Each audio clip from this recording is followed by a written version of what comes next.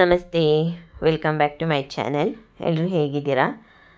ಇದು ಗುರುವಾರದ ವ್ಲಾಗ್, ಅಂದರೆ ಗುರು ಪೌರ್ಣಮಿ ದಿನದ್ದು ವ್ಲಾಗ್. ಬೆಳಗ್ಗೆ ಟಿಫನಿಗೋಸ್ಕರ ನಾನು ಅಕ್ಕಿ ರೊಟ್ಟಿ ಮಾಡ್ಕೊತಾ ಇದ್ದೀನಿ, ಮಸಾಲೆ ಅಕ್ಕಿ ರೊಟ್ಟಿ. ಅದನ್ನು ಹೇಗೆ ಮಾಡೋದು ಅಂತಂದರೆ, ಮೊದಲು ಒಂದು ಬೌಲಿಗೆ 1 ಕಪ್ ಆಗುವಷ್ಟು ಅಕ್ಕಿ ಇಟ್ಟು ಅದಕ್ಕೆ ನಾವು ತರಕಾರಿಗಳನ್ನ ಕಟ್ ಮಾಡಿ ಸೇರಿಸ್ಕೋಬೇಕು. ನಿಮಗೆ ಯಾವ ತರಕಾರಿ ಬೇಕೋ ಅದನ್ನು ಕೂಡ ಸೇರಿಸ್ಕೋಬೋದು. ನಾನಿಲ್ಲಿ ಕ್ಯಾರೆಟ್, ಈರುಳ್ಳಿ, ಹಸಿಮೆಣ್ಸಿನ್ಕಾಯಿ, ಕೊತ್ತಂಬರಿ ಸೊಪ್ಪು ಅಷ್ಟು ಹಾಕ್ಕೊಂಡು ಚೆನ್ನಾಗಿ ಮಿಕ್ಸ್ ಮಾಡಿಕೊಂಡು ಸ್ವಲ್ಪ ಸಾಲ್ಟ್ ಸೇರಿಸ್ಕೋಬೇಕು ಅದಕ್ಕೆ. ಅದು ಕೂಡ ಹಾಕ್ಕೊಂಡು ಚೆನ್ನಾಗಿ ಮಿಕ್ಸ್ ಮಾಡಿಕೊಂಡು ಈಗ ಕಾದಿರೋ ಅಂಥ ನೀರನ್ನ ಸ್ವಲ್ಪನೇ ಹಾಕ್ಕೊಂಡು ಚೆನ್ನಾಗಿ ಮಿಕ್ಸ್ ಮಾಡ್ಕೋಬೇಕು. ಒಂದು ಗಂಟೆ ಇಲ್ದಿರೋ ರೀತಿ ನಮಗೆ ಎಷ್ಟು ಬೇಕೋ ಅಷ್ಟು ನೀರು ಹಾಕ್ಕೊಂಡು ಕಲಿಸ್ಕೋಬೇಕು. ತುಂಬ ತೆಳ್ಳಗೆ ಕಲಿಸ್ಕೋಬಾರ್ದು.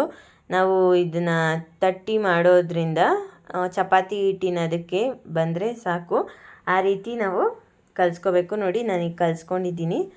ಈ ರೀತಿ ಇದ್ದರೆ ಸಾಕು. ಮೇಲ್ಗಡೆ ಸ್ವಲ್ಪ ಎಣ್ಣೆನ ಸವರ್ಬಿಟ್ಟು ಸ್ವಲ್ಪ ಹೊತ್ತು ನಾನು ಎತ್ತಿಟ್ಬಿಟ್ಟು ಪಲ್ಯ ಕೂಡ ಮಾಡಿಕೊಂಡೆ. ಈಗ ರೊಟ್ಟಿ ತಟ್ಕೋತಾ ಇದ್ದೀನಿ. ಚಪಾತಿ ಹಿಟ್ಟಿನ ಉಂಡೆ ತಗೋತೀವಲ್ಲ, ಆ ರೀತಿಯೇ ಸ್ವಲ್ಪ ತಗೊಂಡು ಎಣ್ಣೆ ಹಾಕ್ಕೊಂಡು ನಮ್ಮ ಕೈಲಿ ಎಷ್ಟಾಗುತ್ತೋ, ನಿಮಗೆ ಎಷ್ಟು ಬೇಕೋ ಅಷ್ಟು ತೆಳ್ಳಗೆ ತಟ್ಕೋಬೇಕು. ಒಂಚೂರು ಕಿತ್ತೋಗಬಾರ್ದು, ಆ ರೀತಿ ತಟ್ಕೋಬೇಕು. ನಿಮ್ಮ ಮನೇಲಿ ಮಕ್ಕಳು ರೊಟ್ಟಿ ತಿನ್ನಲ್ಲ, ರೊಟ್ಟಿನ ಅಂತ ಹೇಳ್ತಾರಲ್ಲ, ಅವರಿಗೆ ಈ ರೀತಿ ಮಾಡಿಕೊಟ್ರೆ ವೆಜಿಟೇಬಲ್ಸು ತಿಂದಾಗುತ್ತೆ, ಹಾಗೆ ರೊಟ್ಟಿ ಕೂಡ ತುಂಬ ಇಷ್ಟಪಟ್ಟು ತಿಂತಾರೆ. ನೋಡಿ, ಈಗ ತಟ್ಬಿಟ್ಟು ನಾನು ಹೆಂಚು ಮೇಲೆ ಹಾಕ್ತಾಯಿದ್ದೀನಿ. ಅದು ಸ್ವಲ್ಪ ಹೊತ್ತು ಬಿಡಬೇಕು, ಪೇಪರ್ ಅದೇ ಬಿಟ್ಕೊಂಡು ಬರುತ್ತೆ. ಅಲ್ಲಿವರೆಗೂ ಅದನ್ನು ಹೆಂಚು ಮೇಲೆ ಹಾಕ್ಬಿಟ್ಟು ಈಗ ಸ್ವಲ್ಪ ಎಣ್ಣೆ ಅಥವಾ ನಿಮಗೆ ಏನು ಬೇಕೋ ತುಪ್ಪ ಅಥವಾ ಬೆಣ್ಣೆ ಕೂಡ ಯೂಸ್ ಮಾಡ್ಬೋದು. ಒಂದು ಸೈಡು ಚೆನ್ನಾಗಿ ಬೆಂದಾದಮೇಲೆ ಮತ್ತೆ ಇನ್ನೊಂದು ಸೈಡನ್ನ ಚೆನ್ನಾಗಿ ಬೇಯಿಸ್ಕೋಬೇಕು. ನೋಡಿ, ನಾನು ಅದೇ ಹಿಟ್ಟನ್ನು ಬಳಸ್ಕೊಂಡು ಬೇರೆ ಥರ ಇನ್ನೊಂದು ರೊಟ್ಟಿ ಕೂಡ ಹಾಕ್ಕೊಂಡೆ. ನೋಡಿ, ಈ ಥರ ಅದನ್ನೇ ಸ್ವಲ್ಪ ತೆಳ್ಳಗೆ ಕಲಿಸ್ಕೊಂಡ್ಬಿಟ್ಟು ಈ ಥರ ಕೈಯಲ್ಲಿ ನಾನು ರೊಟ್ಟಿ ಬಳ್ಕೊಂಡೆ. ನೋಡಿ, ಇದು ಎಷ್ಟು ಚೆನ್ನಾಗಿ ಬರುತ್ತೆ ಅಂತ. ನೀವು 2 ರೀತಿ ರೊಟ್ಟಿನೂ ಕೂಡ ಟ್ರೈ ಮಾಡ್ಬೋದು, ತುಂಬಾ ಚೆನ್ನಾಗಿ ಬರುತ್ತೆ. ಒಂದು ಚೂರು ಹೆಂಚಿಗೆ ರೊಟ್ಟಿ ಕಚ್ಕೊಳ್ಳೋದಾಗಲಿ ಆ ಥರ ಏನೂ ಆಗೋದಿಲ್ಲ. ತೋರಿಸ್ತೀನಿ ನೋಡಿ ಬೇಕಿದ್ದರೆ. ತುಂಬಾ ನೀಟಾಗಿ ಬಿಟ್ಕೊಂಡು ಬರುತ್ತೆ. 2 ಕಡೆ ಬೇಯಿಸ್ಕೊಂಡ್ರೆ ಈ ರೊಟ್ಟಿ ಕೂಡ ರೆಡಿ ಆಗಿಬಿಡುತ್ತೆ. ನನ್ನ ಹಸ್ಬೆಂಡ್ಗೆ ಈ ಥರ ರೊಟ್ಟಿ ಇಷ್ಟ ಆಗುತ್ತೆ, ತಟ್ಟಿ ಮಾಡೋದು ಇಷ್ಟ ಆಗೋದಿಲ್ಲ. ಅದಕ್ಕೆ ಅವರಿಗೆ ಈ ರೀತಿ ಹಾಕ್ಕೊಟ್ಟೆ. ನೋಡಿ, ಈ ರೊಟ್ಟಿ ಕೂಡ ಎಷ್ಟು ಸಾಫ್ಟಾಗಿ ಬಂದಿದೆ, ಕಲರ್ಫುಲ್ಲಾಗಿ ಕಾಣ್ತಾ ಇದೆ. ಖಂಡಿತವಾಗ್ಲೂ ನಿಮ್ಮ ಮಕ್ಕಳಿಗೆ ಲಂಚ್ ಬಾಕ್ಸಿಗೆ ಆಗಿರ್ಬೋದು ಅಥವಾ ಅವರಿಗೆ ಟಿಫನ್ನಿಗೆ ಕೂಡ ಮಾಡಿಕೊಡ್ಬೋದು, ಖುಷಿಪಟ್ಟು ತಿಂತಾರೆ.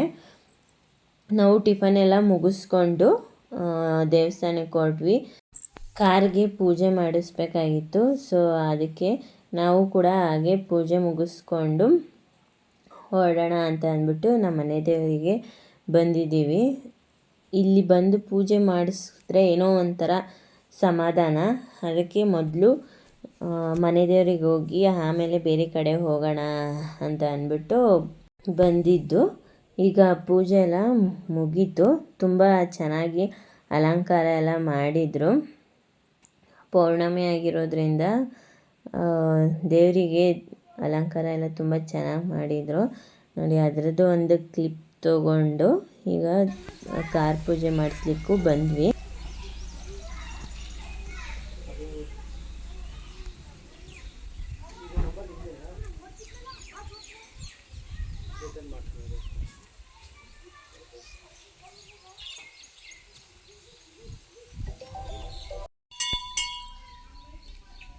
ಅಷ್ಟೇನಾ?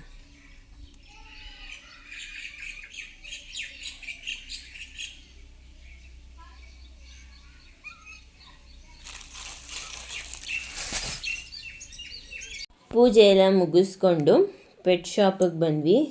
ಏಕೆಂದರೆ ನಮ್ಮ ಮನೇಲಿ ಒಂದೇ ಒಂದು ಬಡ್ಜೀಸ್ ಇತ್ತು, ಅಂದರೆ ಲವ್ ಬರ್ಡ್ಸು. ಅದಕ್ಕೆ ಪೇರ್ ಹಾಕೋಣ ಅಂತ ಇನ್ನೊಂದು ತೊಗೊಳಕ್ಕೆ ಅಂತ ಬಂದ್ವಿ.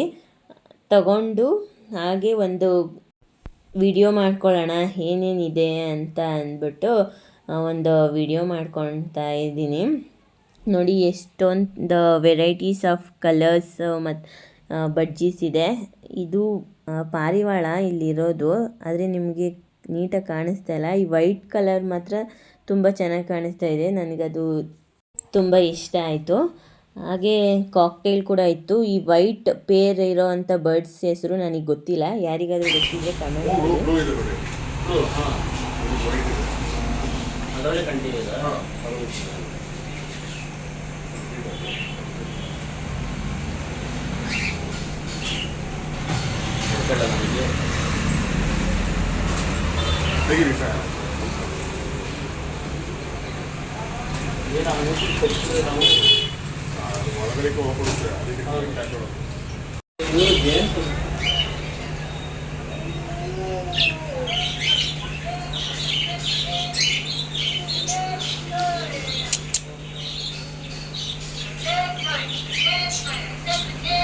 ಈ ಬರೀ ಬರ್ಡ್ಸ್ ಅಷ್ಟೇ ಅಲ್ಲ, ಫಿಶಸ್ ಕೂಡ ಮಾರ್ತಾರೆ. ಹಾಗೆ ಅದಕ್ಕೆ ಬೇಕಾದಂಥ ಫುಡ್ಸ್ ಆಗಿರ್ಬೋದು, ಬರ್ಡ್ಸ್ಗಳಿಗೆ ಬೇಕಾಗಿರೋಂಥ ಫುಡ್ಸ್ ಆಗಿರ್ಬೋದು,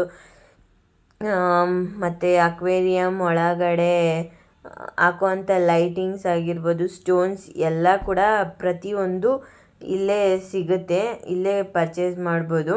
ಇದು ಶಾಪ್ ಇರೋದು ಮಾಗಡಿ ರೋಡ್ ತಾವರೆಕೆರೆಯಲ್ಲಿ. ಯಾರಿಗಾದರೂ ಇಂಟ್ರೆಸ್ಟ್ ಇದ್ದರೆ ಹೋಗಿ ಪರ್ಚೇಸ್ ಮಾಡಿ.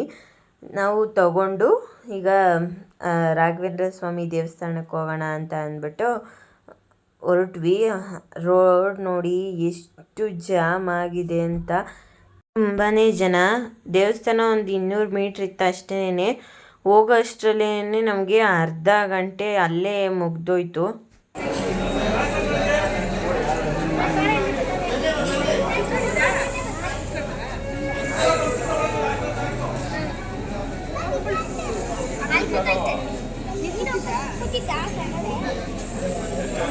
ನೋಡಿದ್ರಲ್ಲ ಎಷ್ಟು ಜನ ಅಂತ. ಪೂಜೆ ಎಲ್ಲ ಮುಗಿಸ್ಕೊಂಡು ಪ್ರಸಾದ ಕೂಡ ತಗೊಂಡು ಬರೋ ಅಷ್ಟರಲ್ಲಿ ಬರ್ಡ್ಸ್ಗಳು ಕೇಜಿಂದ ಈಚೆಗೆ ಬಂದ್ಬಿಟ್ಟಿದ್ದು. ಹಿಡ್ಕೊಳಕ್ಕೆ ಹೋಗಿದಾಗ ಒಂದು ತಪ್ಪಿಸ್ಕೊಂಡ್ಬಿಡ್ತು. ಮತ್ತೆ ತಿರ್ಗಾ ಪೆಟ್ ಶಾಪಿಗೆ ಹೋಗಿ ಇನ್ನೊಂದು ತಗೊಂಡು ಮನೆಗೆ ಬಂದ್ವಿ. ಸ್ವಲ್ಪ ಹೊತ್ತು ರೆಸ್ಟ್ ಮಾಡಿ ಬಟ್ಟೆ ಕೂಡ ಮಡ್ಚೋದಿತ್ತು, ಮಡ್ಚಿಬಿಟ್ಟು ಅವತ್ತಿನ ದಿನನ ಎಂಡ್ ಮಾಡಿದೆ. ಇದು ನೆಕ್ಸ್ಟ್ ಡೇ ವ್ಲಾಗು.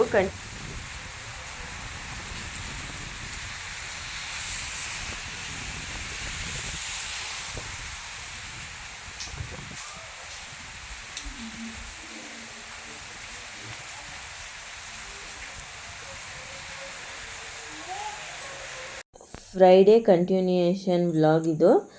ಬೆಳಗ್ಗೆನೇ ಪೂಜೆ ಎಲ್ಲ ಮುಗಿಸ್ಕೊಂಡೆ. ಮಧ್ಯಾಹ್ನದಷ್ಟೊತ್ತಿಗೆ ತುಂಬ ಜೋರು ಮಳೆ ಸ್ಟಾರ್ಟ್ ಆಗೋಯ್ತು. ನನ್ನ ಹಸ್ಬೆಂಡು ಚಳಿಗೆ ತಿನ್ನಲಿಕ್ಕೆ ಏನಾದರೂ ಸ್ಪೈಸಿಯಾಗಿ ಮಾಡಿಕೊಡು ಅಂತ ಕೇಳಿದ್ರು. ಅದಕ್ಕೆ ನಾನು ಚಿಕನ್ ಸುಕ್ಕ ಮಾಡಿಕೊಡೋಣ ಅಂತ ಅಂದ್ಬಿಟ್ಟು ಹೇಳಿದೆ. ಅವರು ಬಾಯ್ಲರ್ ಚಿಕನ್ ತಂದಿರಲಿಲ್ಲ, ಮೊಟ್ಟೆ ಕೋಳಿ ತಂದಿದ್ದರು. ಅದರಲ್ಲೇ ಮಾಡಿಕೊಡೋಣ ಅಂತ ಅಂದ್ಬಿಟ್ಟು ಮೊದಲು ನಾನು ಮೊಟ್ಟೆ ಕೋಳಿ ಆಗಿರೋದ್ರಿಂದ ಮೊದಲು ಚಿಕನ್ ಬೇಯಿಸ್ಕೋಬೇಕಲ್ವ. ಮೊದಲಿಗೆ ನಾನು ಕುಕ್ಕರ್ಗೆ ಸ್ವಲ್ಪ ಎಣ್ಣೆ ಹಾಕ್ಬಿಟ್ಟು ಅದಕ್ಕೆ ಒಂದೇ ಒಂದು ಈರುಳ್ಳಿನ ಸಣ್ಣದಾಗಿ ಹಚ್ಬಿಟ್ಟು ಸೇರಿಸ್ಕೊಂಡೆ. ಅದು ಸ್ವಲ್ಪ ಫ್ರೈ ಆದಮೇಲೆ ಚಿಕನ್ ಸೇರಿಸ್ಕೊಂಡು ಸ್ವಲ್ಪ ಅರಿಶಿನ ಹಾಕ್ಬಿಟ್ಟು ಚೆನ್ನಾಗಿ ಫ್ರೈ ಮಾಡಿಕೊಂಡೆ. ನೋಡಿ ಚಿಕನಲ್ಲಿ ಎಷ್ಟು ಕೊಬ್ಬಿದೆ ಅಂತ ಅಂದ್ಬಿಟ್ಟು ತುಂಬಾ ಚೆನ್ನಾಗಿತ್ತು ಚಿಕನ್ ಮಾತ್ರ. ಚಿಕನ್ನಲ್ಲಿರೋ ನೀರೆಲ್ಲ ಹಿಂಗೋವರೆಗೂ ನಾನು ಚೆನ್ನಾಗಿ ಹಾಗೆ ಬೇಯಿಸ್ಬಿಟ್ಟು ನೀರೆಲ್ಲ ಹಿಂಗಿದ್ಮೇಲೆ ಸ್ವಲ್ಪ ನಾನು ನೀರು ಆ್ಯಡ್ ಮಾಡಿಬಿಟ್ಟು ವಿಜಿಲ್ ಹಾಕಿ ಅದು ಕೂಗ್ಲಿಕ್ಕೆ ಬಿಟ್ಬಿಟ್ಟು ಈಗ ಮತ್ತೊಂದು ಸೈಡಿಗೆ ಮಸಾಲೆಗೆ ಎಲ್ಲ ಹುರ್ಕೊಳ್ಳೋಣ ಅಂತ ಅಂದ್ಬಿಟ್ಟು ಮೊದಲು ನಾನು ಒಂದು ಪ್ಯಾನ್ ಇಟ್ಟು ಅದಕ್ಕೆ ಸ್ವಲ್ಪ ಎಣ್ಣೆ ಬಿಟ್ಬಿಟ್ಟು ಒಂದು 20ರಿಂದ 25 ಬ್ಯಾಡಗಿ ಮೆಣಸಿನ್ಕಾಯಿ ಮತ್ತು ಒಂದು 4-5 ಖಾರಕ್ಕೆ ತಕ್ಕಷ್ಟು ನೀವು ಗುಂಟೂರು ಮೆಣಸಿನ್ಕಾಯಿನ ಹಾಕ್ಕೊಂಡು ಚೆನ್ನಾಗಿ ಹುರ್ಕೋಬೇಕು. ಲೋ ಫ್ಲೇಮಲ್ಲಿ ಇಟ್ಬಿಟ್ಟು ಹುರ್ಕೋಬೇಕು. ಹೈ ಫ್ಲೇಮಲ್ಲಿ ಉರಿಯೋಕೆ ಹೋದರೆ ಎಲ್ಲ ಸೀದೋಗೋ ಅಂಥ ಚಾನ್ಸಸ್ ಇರುತ್ತೆ. ನೋಡಿ ನಾನೀಗ ಹುರ್ಕೊಂಡಿದ್ದೀನಿ, ಅಷ್ಟಾದರೆ ಸಾಕು. ಈಗ ಒಂದು ಪ್ಲೇಟಿಗೆ ಅದನ್ನ ಎತ್ತಿಟ್ಬಿಟ್ಟು ಈಗ ಮಸಾಲೆ ಹುರ್ಕೊಳ್ಲಿಕ್ಕೆ ಅದೇ ಪ್ಯಾನ್ನ ಮತ್ತೆ ಇಟ್ಬಿಟ್ಟು ಸ್ವಲ್ಪ ಎಣ್ಣೆ ಬಿಟ್ಟು 2 ಸ್ಪೂನ್ ಆಗೋಷ್ಟು ಧನಿಯಾ ಕಾಳನ್ನ ಸೇರಿಸ್ಬಿಟ್ಟು ಚೆನ್ನಾಗಿ ಹುರ್ಕೋತಾ ಇದ್ದೀನಿ. ಚೆನ್ನಾಗಿ ಲೋ ಫ್ಲೇಮಲ್ಲೇ ಹುರಿಬೇಕು, ಇಲ್ಲಾಂದರೆ ಸೀದೋಗ್ಬಿಡುತ್ತೆ. ಅದನ್ನ ಹುರ್ಕೊಂಡಿದ್ದಾದಮೇಲೆ ಅದಕ್ಕೆ 1.5 ಸ್ಪೂನು ಜೀರಿಗೆ ಮತ್ತು 1 ಸ್ಪೂನು ಮೆಣಸು ಹಾಗೆ ಸ್ವಲ್ಪ ಮೆಂತ್ಯನ ಸೇರಿಸ್ಕೊತಾ ಇದ್ದೀನಿ. ಜಾಸ್ತಿ ಮೆಂತ್ಯ ಸೇರಿಸಿದ್ರೆ ಕಹಿ ಬಂದುಬಿಡುತ್ತೆ, ಅದಕ್ಕೆ ನಾನು ಸ್ವಲ್ಪ ಸೇರಿಸ್ಕೊತಾ ಇದ್ದೀನಿ. ಈಗ ಚೆನ್ನಾಗಿ ಎಲ್ಲ ಕೂಡ ಮಿಕ್ಸ್ ಮಾಡಿಕೊಂಡು ಮತ್ತೆ ಹುರ್ಕೋಬೇಕು. ಈಗ ಇದಕ್ಕೆ 1 ಇಂಚು ಚಕ್ಕೆ, 4ರಿಂದ 5 ಲವಂಗನ ಸೇರಿಸ್ಕೊಂಡು ಸ್ವಲ್ಪ ಬಿಸಿ ಮಾಡಿಕೊಂಡು ಫ್ಲೇಮ್ ಆಫ್ ಮಾಡ್ಕೊತಾ ಇದ್ದೀನಿ. ಈಗ ಬಿಸಿ ಎಲ್ಲ ಹಾರಿದೆ. ಒಂದು ಮಿಕ್ಸಿ ಜಾರಿಗೆ ಡ್ರೈ ರೋಸ್ಟ್ ಮಾಡ್ಕೊಂಡಿರೋ ಸ್ಪೈಸಸ್ಸು ಎಲ್ಲನೂ ಸೇರಿಸ್ಕೊಂಡು ಅದಕ್ಕೆ ನಾನಿಲ್ಲಿ 1 ನಿಂಬೆಹಣ್ಣು ಗಾತ್ರದಷ್ಟು ಹುಣಸೆಹಣ್ಣ ಸೇರಿಸ್ಕೊಂಡಿದ್ದೀನಿ. ಅದಕ್ಕೆ 1 ಇಂಚು ಶುಂಠಿ, 1 ಗೆಡ್ಡೆ ಬೆಳ್ಳುಳ್ಳಿ ಹಾಗೆ 1 ಮೀಡಿಯಮ್ ಸೈಜ್ ಈರುಳ್ಳಿನ ಕಟ್ ಮಾಡಿ ಸೇರಿಸ್ಕೊಂಡು ಈಗ ರುಬ್ಕೋಬೇಕು. ಅದನ್ನು ಚೆನ್ನಾಗಿ ಫೈನ್ ಪೇಸ್ಟ್ ಆಗಬೇಕು, ಅಲ್ಲಿವರೆಗೂ ರುಬ್ಕೊಂಡು ಮಡಿಕೋಬೇಕು. ಈಗ ಒಂದು ಕುಕ್ಕರ್ ಇಟ್ಬಿಟ್ಟು ನಾನು ಚಿಕನಲ್ಲೇ ಬಿಟ್ಕೊಂಡಿರೋ ಅಂಥ ಎಣ್ಣೆನ ಸೇರಿಸ್ಕೊಂಡಿದ್ದೀನಿ. ಬೇರೆ ಎಣ್ಣೆ ಎಕ್ಸ್ಟ್ರಾ ಹಾಕ್ಕೊಂಡಿಲ್ಲ ನಾನು. ಅದಕ್ಕೆ ಸ್ವಲ್ಪ ಈರುಳ್ಳಿ, ಕರ್ಬೇವಿನ ಸೊಪ್ಪನ್ನ ಹಾಕಿ ಚೆನ್ನಾಗಿ ಫ್ರೈ ಮಾಡ್ಕೊತಾ ಇದ್ದೀನಿ. ಈರುಳ್ಳಿ ಗೋಲ್ಡ್ ಬ್ರೌನ್ ಬರಬೇಕು, ಅಲ್ಲಿವರೆಗೂ ನಾವು ಚೆನ್ನಾಗಿ ರೋಸ್ಟ್ ಮಾಡ್ಕೋಬೇಕು. ನೋಡಿ, ಅದಕ್ಕೆ ಸ್ವಲ್ಪ ಉಪ್ಪು ಸೇರಿಸ್ಕೊಂಡು ಈಗ ನಾನು ಮತ್ತೆ ಮಿಕ್ಸ್ ಮಾಡ್ಕೊತಾ ಇದ್ದೀನಿ. ಇದು ಆಗಿದೆ. ಅದಕ್ಕೆ ನಾವು ಬೇಯಿಸಿಟ್ಕೊಂಡಿರೋ ಅಂಥ ಚಿಕನ್ನ ಸೇರಿಸ್ಕೋಬೇಕು. ಸೇರಿಸ್ಕೊಂಡು ಈಗ ಮೊಟ್ಟೆ ಹಾಕಿರಲಿಲ್ಲ, ಅದನ್ನು ಕೂಡ ಹಾಕ್ಕೊಂಡಿದ್ದೀನಿ. ಸ್ವಲ್ಪ ಅದು ಬೇಯೋ ತನಕ ನಾವು ಹಾಗೆ ಲೋ ಫ್ಲೇಮಲ್ಲಿ ಬೇಯಿಸ್ಕೋಬೇಕು. ನೋಡಿ, ಈಗ ಆಗಿದೆ, ಮೊಟ್ಟೆ ಕೂಡ ಬೆಂದಿದೆ. ಈಗ ಮತ್ತೆ ಇನ್ನೊಂದು ಸತಿ ಮಿಕ್ಸ್ ಮಾಡಿಕೊಂಡು ನಾವು ಅದಕ್ಕೆ ರುಬ್ಬಿರೋ ಅಂಥ ಮಸಾಲೆನ ಆ್ಯಡ್ ಮಾಡ್ಕೋಬೇಕು. ನಾವು ಇದಕ್ಕೆ ನೀರು ಆ್ಯಡ್ ಮಾಡೋದಿಲ್ಲ, ಹಾಗೆ ಡ್ರೈ ರೋಸ್ಟ್ ಮಾಡ್ತಾ ಇರೋದ್ರಿಂದ ನೀರು ಹಾಕೋ ಅವಶ್ಯಕತೆ ಇರೋದಿಲ್ಲ. ಜಾರ್ ತೊಳೆದಿದ್ದು ಸ್ವಲ್ಪ ನೀರಿದ್ದರೆ ಹಾಕ್ಕೊಳ್ಳಿ ಸಾಕು. ಇದು ಡ್ರೈ ರೋಸ್ಟ್ ಆಗಿರೋದ್ರಿಂದ ನೀರು ಅವಶ್ಯಕತೆ. ನಾನು ಚಿಕನ್ ಕೂಡ ಮೊದಲೇ ಬೇಯಿಸ್ಕೊಂಡಿರೋದ್ರಿಂದ ನಾನು ನೀರು ಆ್ಯಡ್ ಮಾಡ್ಕೊತಾ ಇಲ್ಲ. ಮಸಾಲೆ ಎಲ್ಲ ಚೆನ್ನಾಗಿ ಮಿಕ್ಸ್ ಮಾಡ್ಕೋಬೇಕು. ಎಲ್ಲ ಪೀಸ್ಗಳಿಗೂ ಉಪ್ಪು ಖಾರ ಎಲ್ಲ ಹಿಡಿಬೇಕು. ಆ ರೀತಿ ನಾವು ಚೆನ್ನಾಗಿ ಮಿಕ್ಸ್ ಮಾಡ್ಕೋಬೇಕು. ಈಗ ನೋಡಿಕೊಂಡು ನಿಮಗೆ ಸ್ವಲ್ಪ ಸಪ್ಪೆ ಅನಿಸಿದ್ರೆ ಈ ಹಂತದಲ್ಲಿ ನಿಮಗೆ ಎಷ್ಟು ರುಚಿಗೆ ಬೇಕೋ ಅಷ್ಟು ಉಪ್ಪನ್ನ ಸೇರಿಸ್ಕೊಂಡು ಮತ್ತೊಂದು ಸತಿ ಮಿಕ್ಸ್ ಮಾಡಿಕೊಂಡು ಲೋ ಫ್ಲೇಮಲ್ಲಿ ಒಂದು 2ರಿಂದ 3 ನಿಮಿಷ ಅದನ್ನ ಚೆನ್ನಾಗಿ ಬೇಯಕ್ಕೆ ಬಿಡಬೇಕು. ಅದು ಸುತ್ತ ಎಣ್ಣೆ ಬಿಟ್ಕೊಂಡು ಬರುತ್ತೆ. ನೋಡಿ, ಈಗ ಎಣ್ಣೆ ಕಾಣಿಸ್ತಾ ಇದೆ ನೋಡಿ. ಈ ರೀತಿ ಆಗೋವರೆಗೂ ನಾವು ಬೇಯಿಸ್ಕೋಬೇಕು. ಕೊನೆಯಲ್ಲಿ 1 ಕಾಯಿನ ನೀಟಾಗಿ ಗ್ರೇಟ್ ಮಾಡಿಬಿಟ್ಟು ಹಾಕ್ಕೊಂಡು ಸ್ವಲ್ಪ ಕೊತ್ತಂಬರಿ ಸೊಪ್ಪನ್ನ ಸೇರಿಸ್ಕೊಂಡ್ರೆ ಮೊಟ್ಟೆ ಕೋಳಿ ಮಾಡುವಂಥ ಚಿಕನ್ ಸುಕ್ಕ ರೆಡಿಯಾಗಿ ಹೋಗ್ಬಿಡುತ್ತೆ. ತುಂಬಾ ಟೇಸ್ಟಿಯಾಗಿ ಬಂದಿತ್ತು. ನೀವು ಕೂಡ ಟ್ರೈ ಮಾಡಿ, ಹೇಗಿದೆ ಅಂತ ಕಮೆಂಟ್ ಮಾಡಿ ಹೇಳಿ ನನಗೆ. ಈ ವಿಡಿಯೋ ಪೂರ್ತಿ ನೋಡಿರ್ತೀರಾ ಅಂತ ಅಂದ್ಕೊಂಡಿದ್ದೀನಿ.